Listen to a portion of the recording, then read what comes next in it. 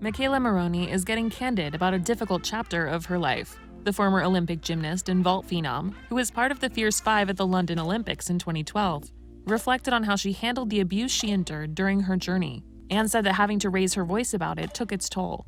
She wrote, "From my experience, speaking up about abuse is extremely exhausting, physically, mentally, and emotionally." McKayla explained that the big lesson she learned growing up as an Olympic hopeful was to persevere. She wrote, "Gymnastics taught me to be tough, resilient, and to overcome all obstacles. And if you know me, or have been following me, you probably have picked up on that I'm naturally just a positive, bubbly person who leans more towards optimism and having faith, because that's what makes me happy. So calling out abusers and dwelling on all the dark negative pieces of my past felt extremely wrong for me."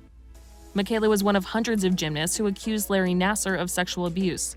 The former USA gymnastics doctor is now serving up to 175 years in prison after pleading guilty to multiple counts of criminal sexual conduct, as well as possession of child pornography. McKayla said of coming forward in 2017, "I hated the depressing tone my life took on and how the media portrayed me.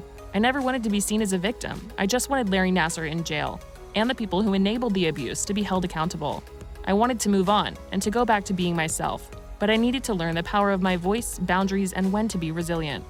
McKayla then connected her experience to that of Britney Spears, who has endured a lot in the spotlight and has recently spoken out fiercely about her ongoing conservatorship.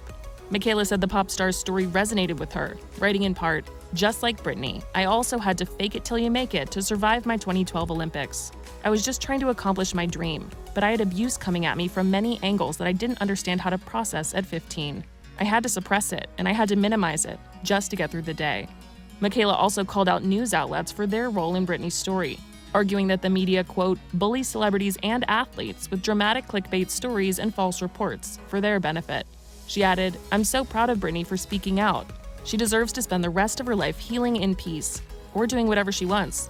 The people who control her are criminals and abusers, just like USA Gymnastics.